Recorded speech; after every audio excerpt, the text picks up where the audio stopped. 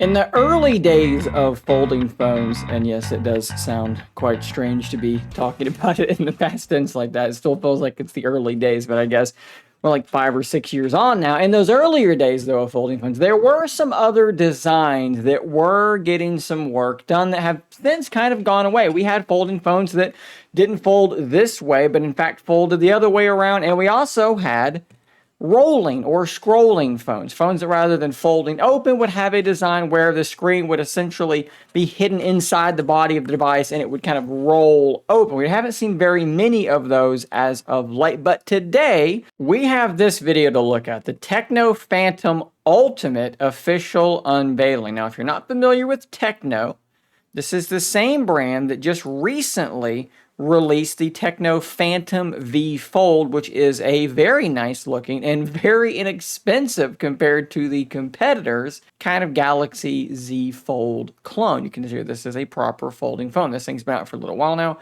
and it has actually reviewed way better than I think anybody expected it to. And again, it comes in at a much lower price. So when we talk about this device, keep that in mind. Tecno has done pretty darn well with this stuff already in the past. So with that being said, let's take a look at this unveiling. We're going to pause it in places and point out some things and talk about some things. Should be fun. So we start off here with this very cinematic zoom in, and I can already see some interesting things going on here in this video, because what it appears to me is, one, we have a triple camera setup. A white ring around this. Is that the LED flash or something like that? That would be pretty interesting. But you can see on this side here, rather than the screen going into the body of the device, it appears that they're kind of wrapping it around the back side under some sort of a cover, I would assume. And this would allow this to act as sort of a back display that presumably notifications, maybe the time, maybe you could use it as a viewfinder for your cameras. Would be interesting to see, but definitely a striking design already. Let's move forward and see what else there is to notice. I really do like the design of this thing, actually. It is very, very distinct. In the hand, again, we can see that it's definitely a screen. And there we go. We have sort of a little image that's being shown there. I guess that's probably going to be customizable. We have the time, the date, and the battery there on the side. And sort of an interesting design on this back texture as well. On the side, it looks like we have a pretty standard power and volume rocker. Nothing too weird there. The cameras aren't sticking out too far, which does probably indicate this is a fairly thick phone from what we can tell.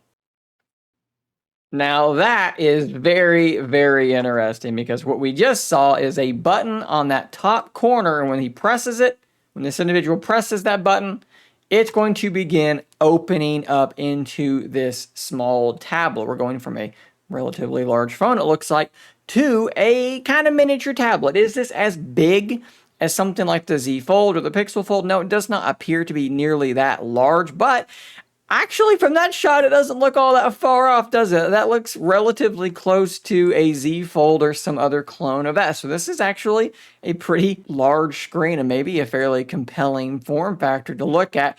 And, oh, interesting, a two-finger swipe to close it. Now, that makes me wonder, is the button optional? Can you do a two-finger swipe to open and close, or the button opens and the swipe closes? That would be a little bit strange. Maybe either or is the way that they're going with it. And that's pretty much all that we saw in that video. However, Tecno did give some specifications on this device. Before we go over those specifications, though, I do want to make it very, very clear that we might not ever see this exact device be released. Tecno did something very similar with the Phantom V Fold. They showed off a folding phone concept, and then shortly after that, they actually had a product to release. Maybe the same thing will happen here.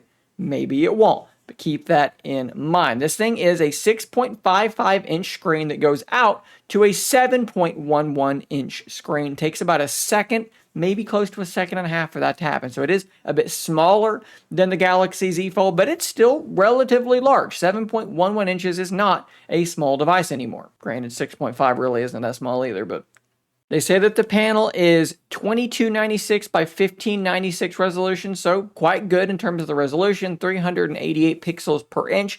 Again, this is a concept though, so we don't know if this thing's actually going to see the light of day, and these specifications may change if they do. In terms of internals, they're not really telling us anything because it doesn't really matter. With their other devices though, they tend to not use stuff like Qualcomm Snapdragons. They tend to go with kind of more mid-range processors. As you can see here with the Phantom V Fold, they did go with the MediaTek Dimensity 9000 Plus, which will lower the price, and honestly, still performs pretty darn well, so they could do something similar to that with this, what were they calling it, the Phantom Ultimate, potentially. At any rate, this stuff is very, very interesting. If we do look at the Phantom V Fold, which sold for the equivalent of about $1,100, what might this thing cost? Could it be in a similar price point? Personally, I would love to see these rollable devices proliferate as well. We've got the folds, we've got the flips. The rollables have never really launched. I hope that soon they will. I'm not really concerned about the motor. Shout out to the OnePlus 7 Pro with the pop-up selfie camera that worked great for me for multiple years. I think they can figure the motorized stuff out just fine. I'm really, really interested to see more of the stuff happen. Guys, what do you think about these types of devices? What do you think about this particular device, the design, the features? What can you imagine being useful with that screen around the back? Would you be potentially interested in a device like this? Are you concerned with, instead of having a crease, is there some sort of spot there where it extends and things drop off? Are you going to have sort of a softer portion of the screen over there? Maybe there's engineering ways to get around that, something that gets in the way there that maintains more of a rigid structure. Who knows? Engineers are very, very smart. Talk about it in the comments down below, guys. I will see you on the next one. And until next time, stay nerdy, my friends.